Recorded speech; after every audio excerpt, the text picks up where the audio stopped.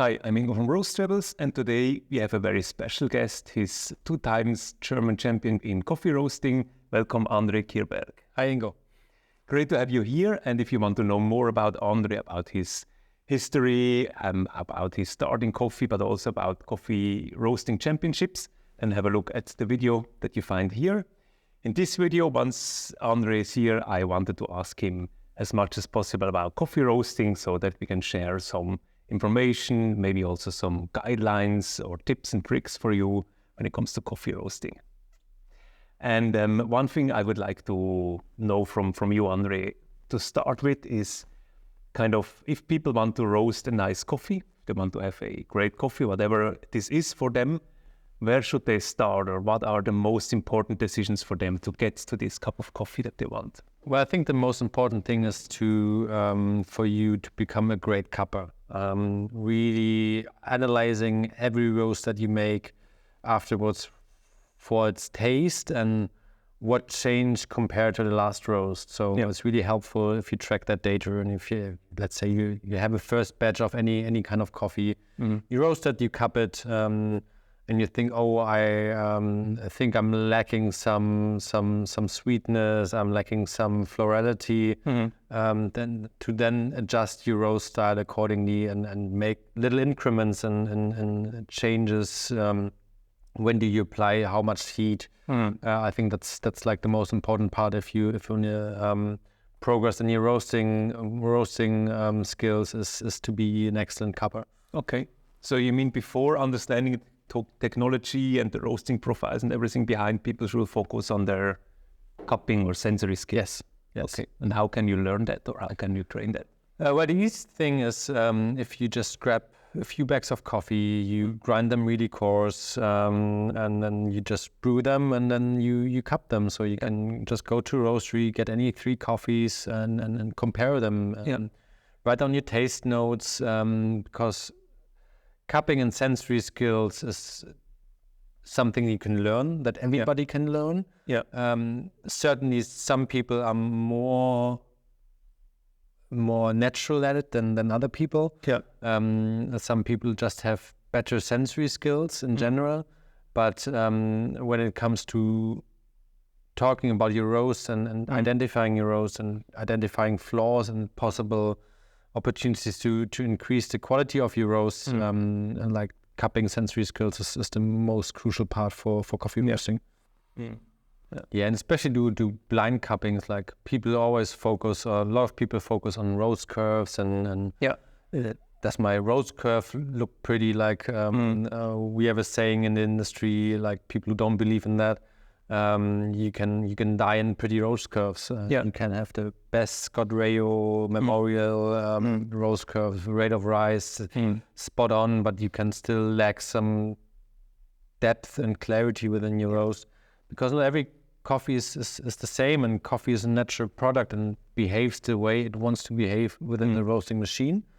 So if you have a coffee, like I have a coffee from Rwanda, it just crashes after every first crack. There's no way around it. It's just the coffee needs to let go of so much energy and depletes so much of its moisture into the roasting process, and you can't really stop that. You could try to avoid it or make it go away, but then you would try to fit your coffee into something that's actually not natural to the coffee. So I'd rather risk a flick here and there, a crash in a flick, and just have it controlled. Like it's far more important to have an even color distribution, so that your coffee has the same color from inside to the outside. That's far more important than anything else. Okay, and how can I reach that? This evenness of roast color? If your coffee is a bit light inside, or a lot light inside, it means that you didn't transfer enough heat into the center of the bean, and then starts at the beginning of the roasting process. So what you would need to do then is to increase your entry temperature, or you need to increase your gas settings. If your coffee is a bit dark inside, that means you probably apply too much heat, and then you reduce the temperature where you drop the coffee in. or you need to decrease your gas setting, maybe to tighten your roast a bit, tighten your development time a bit, and just make sure that you get that even color distribution. And how do you measure this? So then you would need like a color meter that can measure outside and inside, or do you do it by eyesight? Oh, it's actually at first it's a visual comparison. You just have a bite, you bite your coffee bean through, and you look at the coffee bean, and in most cases it's quite obvious. Yeah. Of course, you have color meters who can measure whole bean and ground bean difference.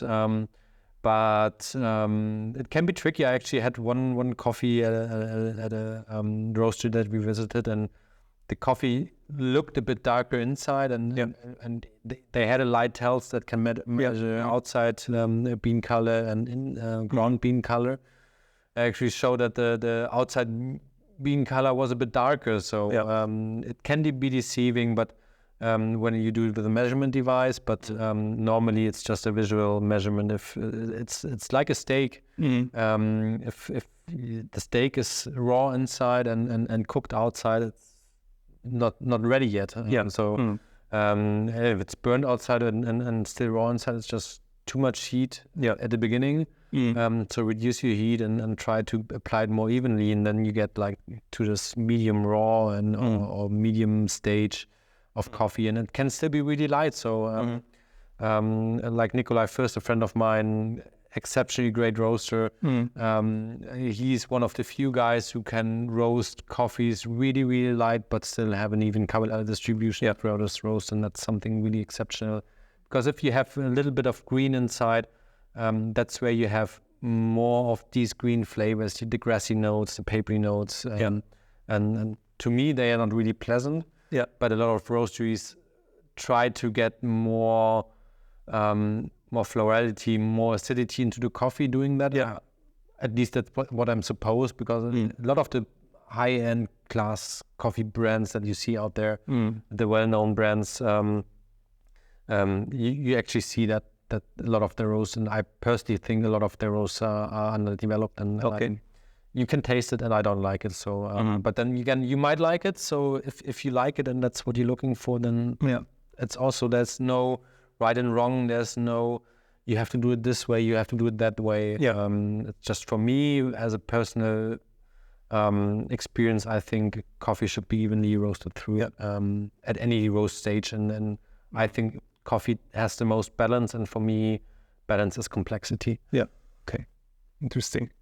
Balance is complexity. That's something we have to think about. And so are you looking for complexity, or are you looking for like harmony?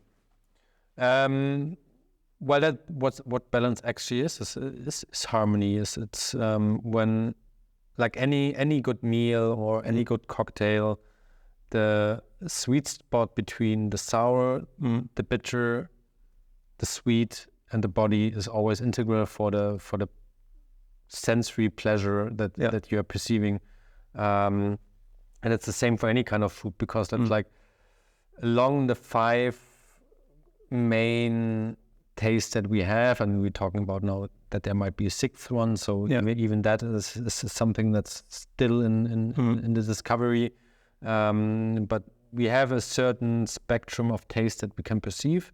And the more something of each part is in that thing that we taste, we perceive it as balanced and complex.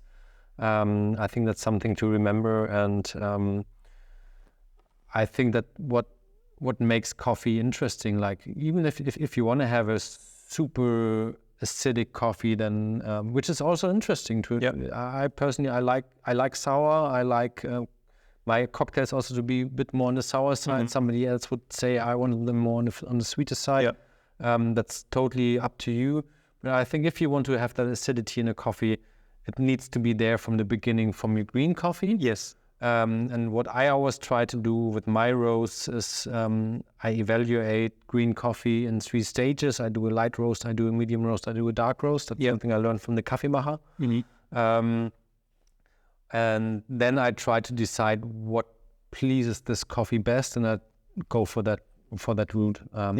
So what you have to bear in mind, is it going to be a filter roast? Is it going to be an espresso roast? Yeah. With espresso extraction, you multiply whatever is in the coffee. So if you have a lot of acidity within a coffee, if you do that for an espresso roast, acidity might be off the charts and totally unpleasant. Yeah.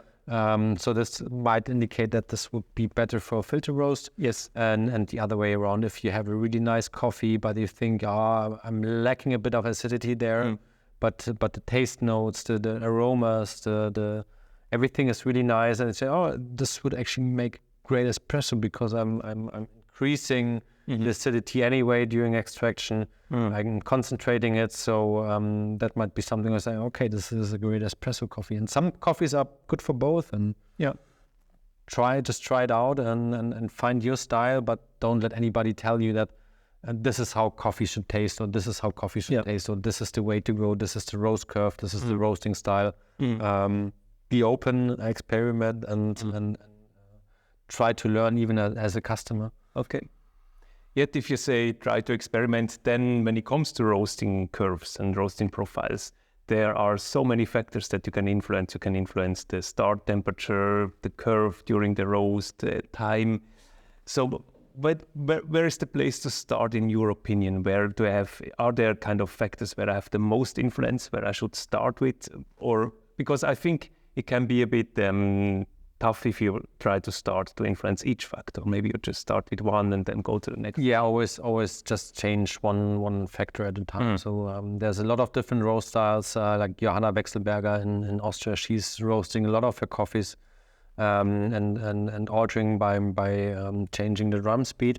So if you have a Dietrich roaster, you can't change the drum speed. So there's no point in experimenting in that. You can lose yourself within a lot of these factors, and they are not actually that important. For me personally, I do most of the work during gas settings. Yes. I do some changes some minor changes in airflow. I have a feeling that especially for Gießen roasters, at some point above 125 airflow, and that can vary because of the general setup of the machine, how long is the air stack and everything. But around that time, I personally had the feeling that during practicing for the last World Coffee Roasting Championship, that you lose a lot of body and sweetness if you apply too much airflow. So you need to be careful what you change and how much and how often. So I would try to keep it as short and simple as possible. And just go from one iteration to the next. And great way to always start is a drop in temperature. It's whether I roast a soak or not. Whether I apply heat from the beginning in the way I wanted to start the roast, to have a lot of heat at the beginning and reduce the heat at the end. So all these factor in. You have to decide what you like best and what your customers really like. So you always look at, am I in Berlin, or am I roasting for more classical, not so informed audience somewhere else where coffee is still looked at as a commodity rather than something that you drink for pleasure. Okay, interesting. So that's can be a challenge for you as well, because you're quite deep in the specialty coffee scene. You're a person that likes this, like coffees that have a strong expression. On the other hand, you're placed in Ravensburg, which is a beautiful place, but still it's not one of the main hubs for specialty coffee. So most probably with your roastery Seekind, you might need to cover all the different aspects. So we are the only roastery, specialty coffee roastery in well, not the only specialty. Like there's another roastery that uses specialty grade coffee, but roasts far more developed style than we do. But when it comes to modern coffee interpretation, we are pretty much the only one within a 50-kilometer radius. So which can be a pain and a blessing at the same time. A pain because you have to explain everyone what you're doing, and a pleasure because there's nobody else around you to compete with you. So you have a lot of potential to attract new customers, but also to really help people discover coffee in a way they haven't discovered it before. And that's something really, really beautiful that I really like. Yeah. Okay. Nice. And what is the role of green coffee in your business, or anyway, what is the role of green coffee in roasting? Well, green coffee is everything. Like there's a lot of sayings out there, like roasteries claiming that we increasing the quality in coffee, we doing something really amazing, applying our voodoo, and you need to have 30 years of experience to do what we do. Yeah. I don't find that true at all. I think coffee is something that we get created to a point from the producers that we work with, and then our job as a coffee roaster is to not screw it up. Yeah. So you can never go from a bad green coffee to a good roasted coffee, but it's really easy to go from a good green coffee to a bad roasted coffee. Yeah. So I see my job as a roaster in complementing whatever the farmer has produced. Yeah. But I'm never talking about my coffee. I'm always talking about my roast. Yeah. Because all I do is the roasting and I didn't grow it. And there's a lot of things that factor in during production, during pre-harvest, post-harvest. What I really like is with our producers to get into a conversation and to talk to them, like how can we develop the coffee in the future? How can we accentuate some of the flavor notes? How can we get it more acidic? How could we get it more sweet? So those are things that we like to do as a roastery, and see our coffee producers as partners that we work really closely with. But kind of presumptuous to say that you are talking about your coffee and how great you are as a roaster. If really 90% of the work has been done by somebody else. Yeah. How did you like the video so far? I find these interviews just so inspiring. There is so much you can learn about coffee roasting. Did you know that one of the main reasons we can get so great people to these interviews is that we have a couple of thousand subscribers in this channel, because like that they know if they take their time, there are going to be a lot of people that are going to watch the video then. At the same time, if I'm looking at YouTube, I see that most of the people that are watching these videos don't subscribe to our channel. Therefore, I'm just asking you for a little favor. Take these 2 seconds of time and subscribe to our channel. You are going to do me, but also the whole coffee roasting community a big favor, because the more subscribers we have, the more and bigger guests we can get for these interviews. By the way, if you like this video, you can also give it a like, because the more it is liked, the more it's going to be shown on YouTube. So much for that. I thank you very much, but now let's continue with the video. So imagine you have a new coffee or a new roast, a new coffee that you want to develop out of green coffee. How do you start with? Are you then directly going to the production roaster? Because then, I mean, you're already going to start with quite a lot of batches, or do you have a sample roaster, or how do you start with that?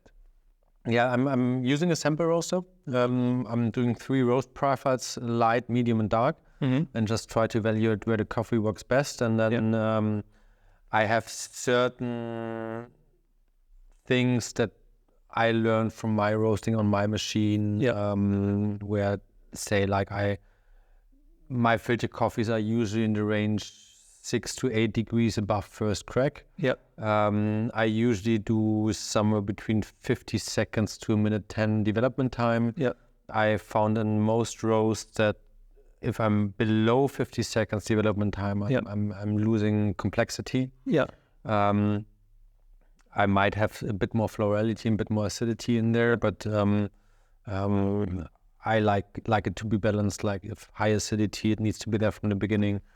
And then I go from each roast. I'm roasting the coffee. I'm cupping the coffee. Then I'm doing another roast, and I cup that. Then I do another roast, and then from iteration to iteration, you improve your profile unto a point where they say, okay, that's spot on. That's I think I got everything out of the coffee that's possible. And that's what we are always aiming for as a roastery, to achieve that complexity in coffee. Okay, so you kind of developed a like best practice profile where you know that's going to work like 80%, and then you're starting to work from there and fine-tuning it. Okay. And you said you were talking about, let's say, about 50 seconds or 1.5 minutes development time. How long would the roast be then in total? So our roasting times for filter coffee start somewhere at 8 minutes 30 seconds, and they can go up to 10 minutes for Brazilian coffee. Because with the Brazilian coffee we also roast in bigger batches. We sell more of that, so we don't follow this practice, only use 80% of your capacity. What a lot of people always tell you, oh, you can only use 80% of your capacity. I didn't find that to be true. It really depends. If you have a really interesting filter coffee, you definitely at a lower level, you might only use 9 kilograms in 15 kilogram roaster, because you need that energy to really get the roast going in the beginning. There's definitely a cap where you have to start, but like for all our espressos are now 15 kilo, like maximum capacity of the machine to be more efficient. And I've found that the coffee's only profited from that. And I wouldn't go down that road to use only 80% of your capacity, because it just makes your roasting really inefficient. But for like the really funky fermented coffees, I'm only doing 6 kilograms, but mainly due to freshness reasons. We don't sell too many of those, and I want the coffees to be within a certain window when we sell them. For us, we treat coffee as fresh up to 3 months after roasting. That's where I see a significant drop in quality, but up to 3 months, the decreasing quality is really small. And especially with fermented coffees, I also find that some coffees are best after 2 to 3 months. I even cut my coffees after half a year, and of course I'm documenting everything. And if I look at my data points, I think coffee needs at least 2 to 3 weeks for degassing, then has a peak up to 2 months, depending on the coffee and your roasting machine. And then after that, it slowly starts losing quality, but probably even after 3 months, the coffee is still better than after 1 week. So, and that's something that I learned from a lot of roaster colleagues when we talk about freshness, because of course the customer wants freshness, and freshness is the thing that a lot of people use in marketing to separate them from the big commercial brands. But there's certainly too fresh, and it's also really tricky for small roasters, even for us at the beginning. You have these nice coffees, but you don't sell them quickly enough, and then people start complaining, look, what am I going to do? I can't drink it all myself. I don't want to throw it away. Please work with me here. Maybe try it out, and instead of just saying, oh, the coffee's bad, it's too old. Like, have you tried it actually? I had one customer who came up to me recently and said, your coffee is really dark, and the coffee is old. The coffee was 2 weeks old. And he said about one of our lightest roasts, that's a dark roast. And I said, look, that's a fermented coffee. The outside color can be deceiving because it changes very much between beans and high-end fermentation processes, because you order the coffee in a way that is not used to do like that, and you change the cell structure, and that some beans might appear a bit darker. Really difficult sometimes, especially in fermented naturals. You might get a little bit of oil on them. That's when you go above a certain temperature, and that's but the coffee is still great to drink. So why don't you just try it and enjoy it, instead of talking about outside parameters that some people have established that I don't find to be true at all. Interesting. And so now you were talking about these fermented coffees, and this is one of your fermented coffee, for example, for a Cosmic. Yes. You also shared your kind of go-to profile when it comes to filter coffee. This is then more a classic roast. It's a Brazilian and Robusta blend 70-30. Can you share your roasting approach on espressos? Yeah, well, our espresso roasting approach is this is our darkest roast that we produce. It's still a very medium roast. We call it our bridge coffee, bridging the gap between classical coffee and modern coffee. Yeah. So that coffee was roasted for about 14 minutes with a 1 minute 45 development time, to an end temperature of around 203, which in our case would be somewhere like 12 degrees above first crack. Yeah. So I always find it difficult when people talk about temperatures in their roasting machines, because even within the same manufacturer, you get huge differences in temperature readings. So it's always your reading on your machine. I was reading on the webpage of one roaster colleague in Germany who claimed, yeah, we roast our coffee really cold at 165 degrees. Yeah.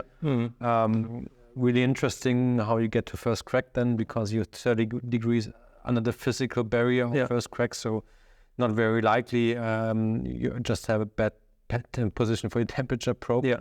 And for this coffee, this is an 8 minute 30 seconds 45 50 seconds development time to an end temperature of around 198. Yeah. So for this coffee, it's actually cracks a little bit later at 194, so it's about 4 degrees above first crack. So still comes out popping out of first crack, but when we take it out, but that would be on the really light side. Yeah. Okay. Thanks a lot for sharing. You now also started to roast on the Aillio Bullet. Yes. What are your first impressions, or what are your first experience with this machine? So I had my first experience at the Kaffeemacher coffee school, I think 2 years ago. Yeah. It's a wonderful machine that's I'm really excited to be working together with Aillio in the future. So we just started that cooperation now, and I just got mine. When I come back today, it will be waiting for me, and I can do the unboxing. But from the few roasts I had on it, I really like the consistency. I really like the quality of the roast. I think it's a bargain at that price point. If you want to start home roasting, you might even think about, I might go into production roasting. I think this is a machine that even can start your roast business from the early stages on. I've heard about somebody who's roasting 3.7 tons on the machine a year. So I think if you're thinking about into getting roasting coffee professionally, this is a good machine for your sample roasting and your production roasting as well, especially in your early stages. You can easily produce a ton of coffee on that a year. Yeah. If you have produced a ton and sold a ton of coffee, and you still like what you're doing, then you could think about the next steps. But I think for anybody trying to roast coffee professionally, the Aillio Bullet is a great machine to start. Even for me, I'm really excited to work with it for our really experimental coffees. I've got a Colombian geisha coming in soon, and that's a coffee at 35 euros a kilogram, where you don't wanna be too risky. So I'm gonna roast that on the Bullet and have my experimentations with that, and you can follow the journey with me and the Bullet in the coming weeks on our social media channels. Sure. Yeah. We are looking forward to see how the Bullet and you will become friends and work together. And in addition to that, I also look forward how you will develop when it comes to the World Roasting Championships. I wish you all the best. Thank you very much. And once again, thank you for sharing all your information, your knowledge. That's really valuable, and it's really helping a lot to the community.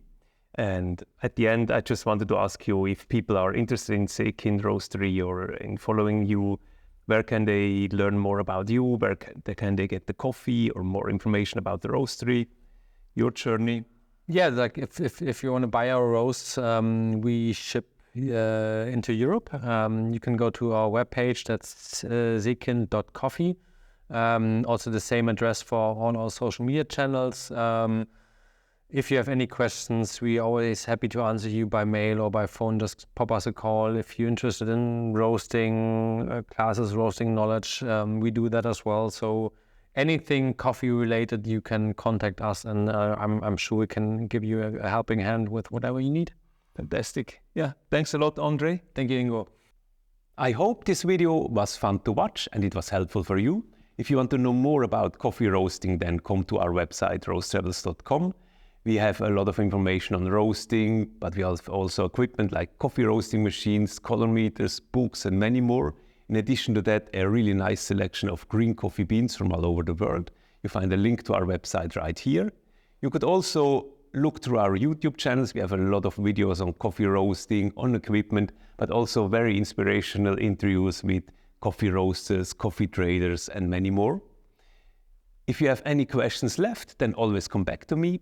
I'm Ingo from Roastery, and I look forward to talking to you.